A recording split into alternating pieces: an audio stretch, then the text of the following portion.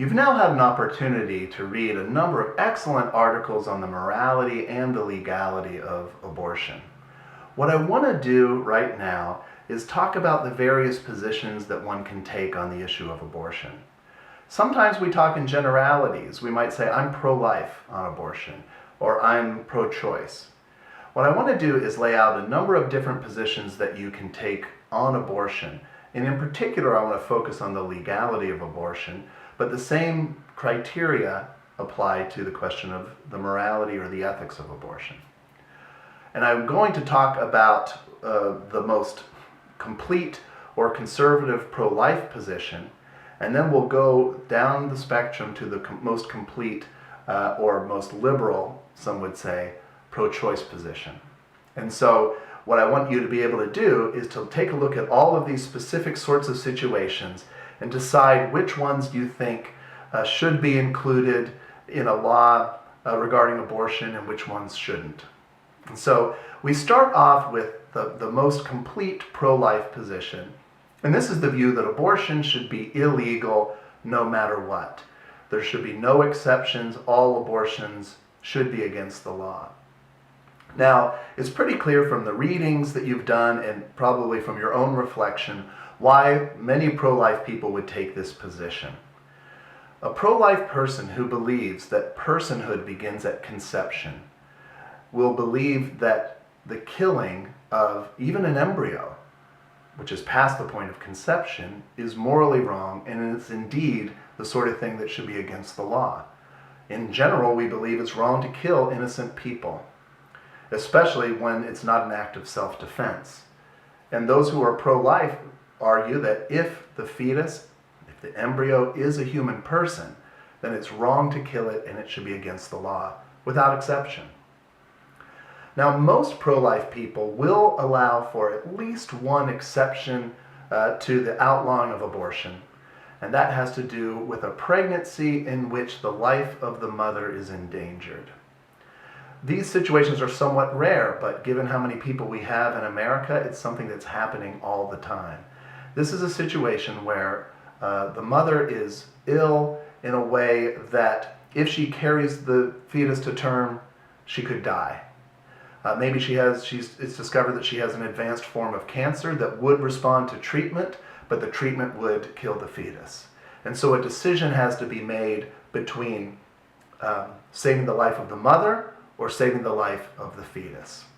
And many pro-life people believe that given that this is a situation of a life versus a life, whichever choice is made, an innocent person is going to die, that this choice then should be left up to individuals who are facing this situation.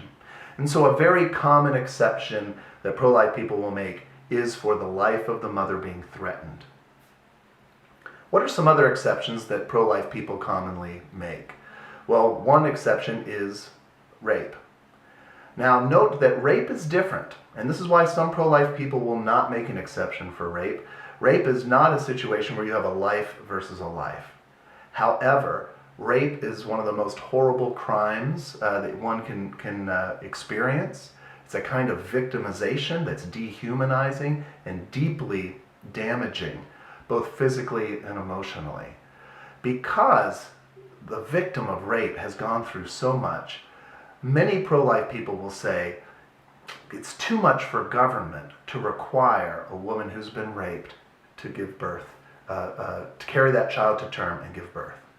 It might be something that we might want to encourage women to do, and I know I have friends and people I've known who were conceived through rape, and they were given that chance to live. And yet, many pro-life people would say, gosh, we can't have government requiring by law that this woman who's already crushed and victimized has to, according to the law, carry the fetus to term and give birth. This ties into something that Judith Thomson brings up in her article. She talks about the difference between moral actions and supererogatory actions. A moral action is an action that's praiseworthy and that is expected of us as moral beings. A supererogatory action is one that goes above and beyond what basic morality requires.